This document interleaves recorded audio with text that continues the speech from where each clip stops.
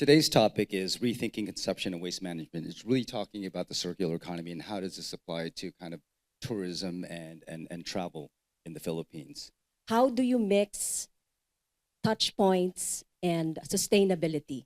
I think that's the challenge that we all have, especially if we are in the luxury space, right? So that is a challenge on how we encourage our guests to think of sustainability and adjust a little and give up on a little of the luxury that they are doing and they are enjoying right now. So that's one of the things that we wanted to discuss today is what can we do, especially from the hospitality and tourism side, to help mitigate that. So one of the things that we're going to be discussing today is rethinking consumption and also waste management, and really talking about the circular economy. And the circular economy is kind of based on three pillars. Number one is design out waste. Number two is circulate materials and products at their highest value possible. And number three is regenerate nature. And I love the fact that we have three very different panelists, because when we started this, I was like, oh my God, this aligns so perfectly. And we're actually aligned up here, very perfect to start the conversation. So I'm going to start with you, Alvin, because one of the things when I looked into what your company does, Lee and Hague, it says basically Hague and Lee is instrumental in creating an ecological better world. Your company promotes zero waste, the circular economy, and moving, which I think is from take, make, and dispose to grow, take, make, use, recycle, and renew. So, based on the vision of your company, and as it relates to sustainable tourism, how might we reimagine our product or service design from an outset to eliminate waste entirely, rather than manage it later? So, for example, what materials, processes, or systems do we need to change to achieve this? Okay. I'd like to share how we do our business. So basically, we're a trading company, and what I try to do is to bring in products that are, better than what's out there at the moment. The number one target, as far as I'm concerned, it would be plastic, because that's the one that's really difficult to manage, right? So, in choosing the products that we offer, that's a criteria. The make, and all of those steps. These are the products that we have. Okay, so this one, to replace microwavable containers or styro, and stuff like that. What are the material that we opted for to offer to the market to replace those is made from sugarcane bagasse. When you use these products and replace, regular plastic using them, this will not stay in the environment for long. We can't reuse this really, right? But the disposal would be easier, and it's biodegradable. So the reason why why paper cups can hold water is because of either two things. It's either you put PFAS, right, which is the oil barrier, what you use for Teflon. Okay, so it's a chemical, and it's a forever chemical, so it's not good for the environment. Okay, but these ones, the lining we use here is from PLA. Okay, so going back to the first slide, please. PLA is made is plant-based bioplastic. Okay.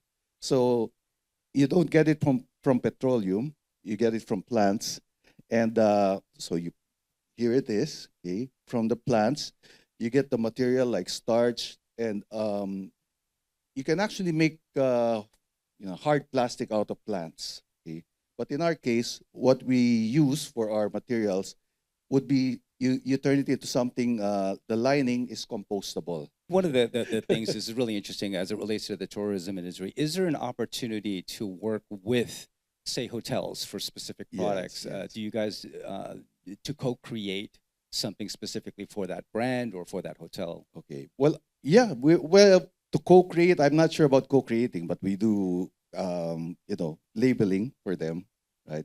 We do custom printing, but basically, because I was also previously from the hospitality industry, and that's why I have a feel of what they need, right, as far as their operations is concerned. So these are the products that I think would fit most to replace their plastic products. This is a matrix of plastics.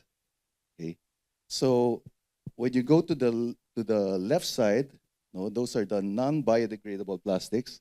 On the right, sorry, I'll move here, are the biodegradable ones. Okay, but it doesn't mean that if it's biodegradable, it's already plant-based. No? So there are two other factors you need to consider. Is it bio-based or is it fossil-based? Okay. So as much as possible, what we try to do is to hit bio-based and biodegradable, okay, to make sure that it doesn't linger in the environment. One of the things that I wanted to ask really is what practical steps can we to ensure that plastic materials on site are retained at their highest value? Because I know you have some solutions for that. Yes, so what I mentioned a while ago, what we are an enabler of companies when it comes to their plastic responsibility journey.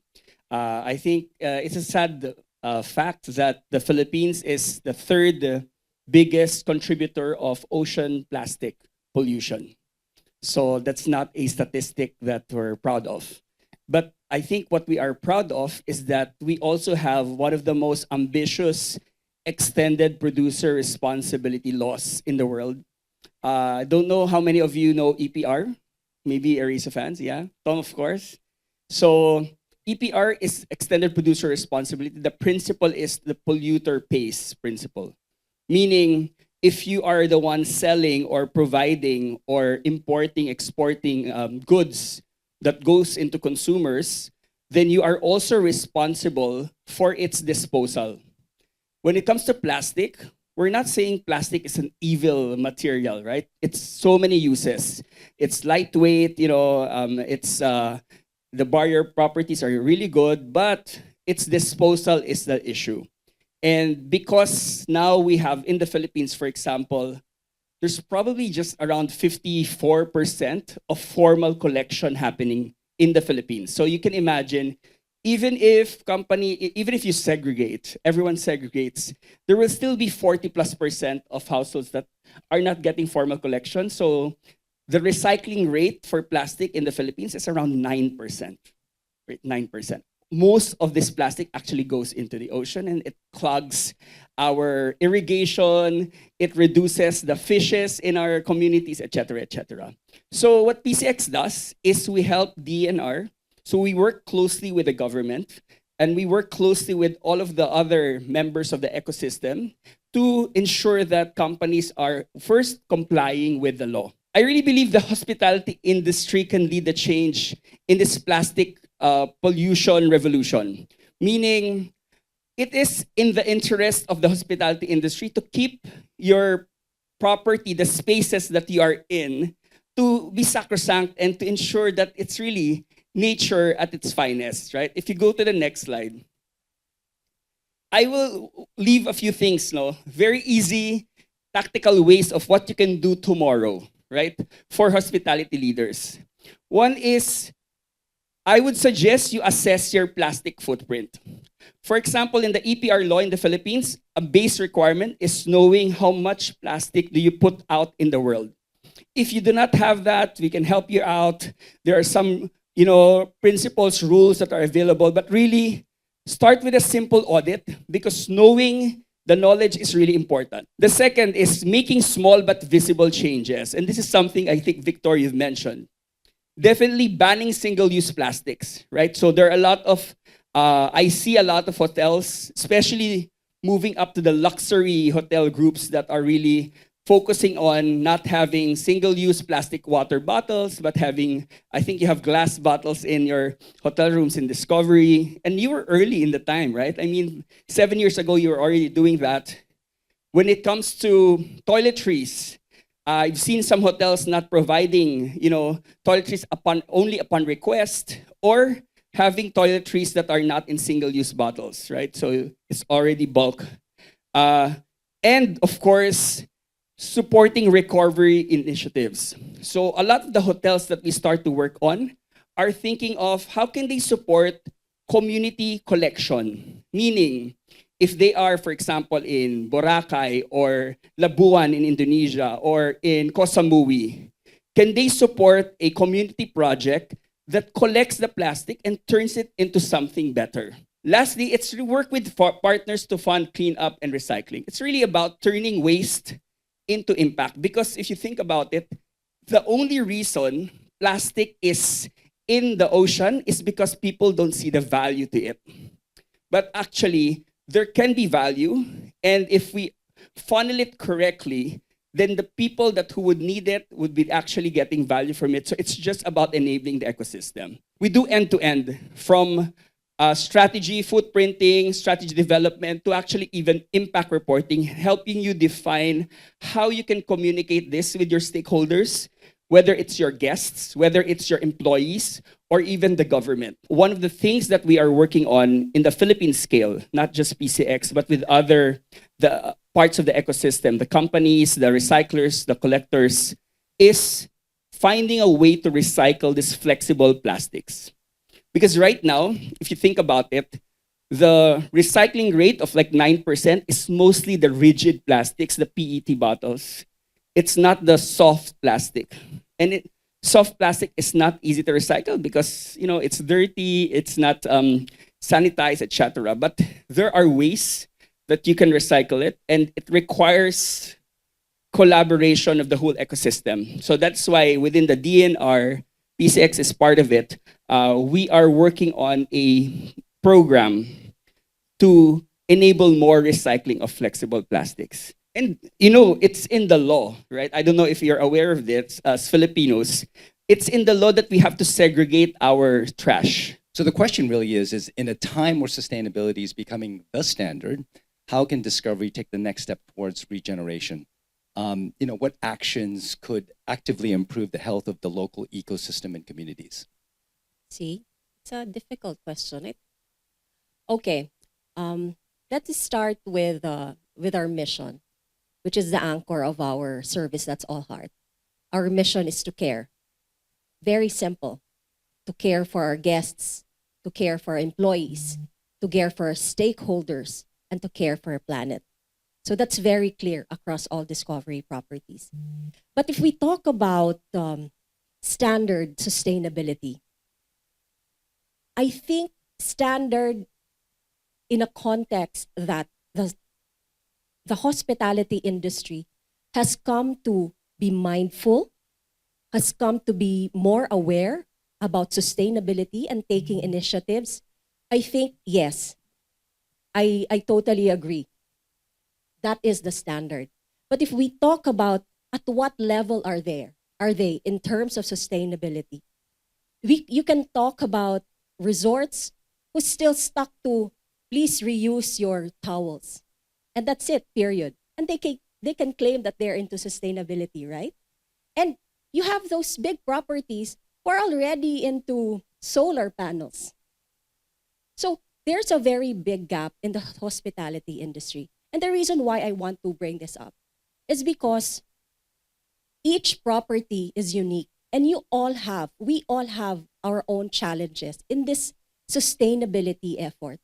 All we need to do is be true to what we represent and what we can afford.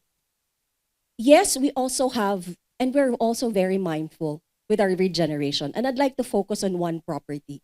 This is Discovery Coron. And to those of you who were here last year, I'm sure you've heard all of these stories. Discovery Coron is our leader in sustainability. And if we talk about regeneration, we do oyster farming. Oyster farming. Oyster farming is when you plant oysters so that the marine life will have more habitats. Currently, we do coral fragment farming so that those little corals that fall off the main, we put them back so that they come to life again. So those are the regeneration that we are doing. Our employees in Discovery Coron, we have not cascaded this all the way to the city hotels. Part of their KPI is sustainability.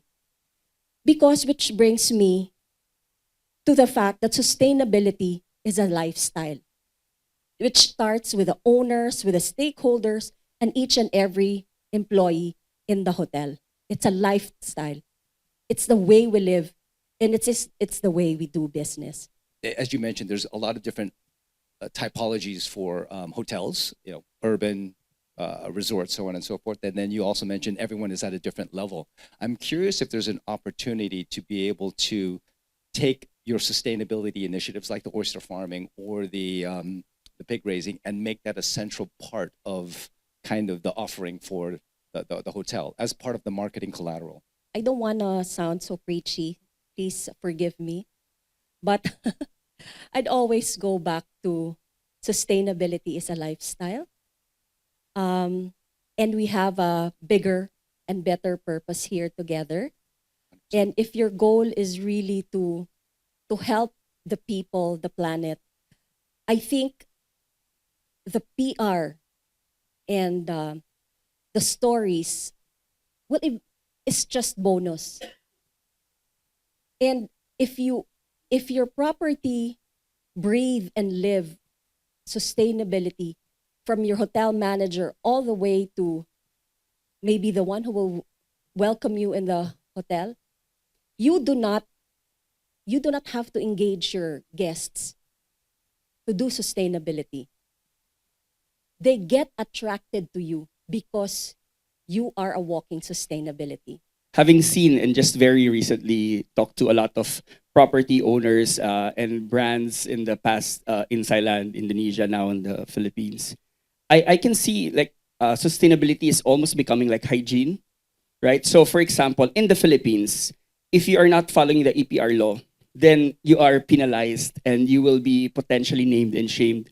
So regardless of whether you have beautiful sustainability programs, but you are actually one of the non-followers of a law, then it becomes quite an issue, right, for your branding. Now, that's the basic assumption that you are following the law. I think what Alvin is sharing in terms of alternative materials or the beautiful story of the pig racing of Lynette is really going beyond compliance. And this is where I think you can really either build a brand around it or build a culture of your company around it. Because obviously, this is not a trend anymore. It becomes a requirement. And once it's a requirement, then if you want to make it a differentiator, you have to do more.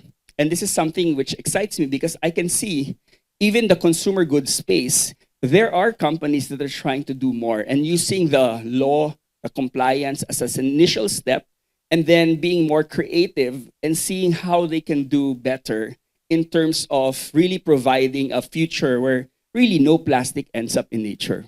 No, that's a great summary. I appreciate appreciate those comments because I think that's a great summary, a good way to wrap this up.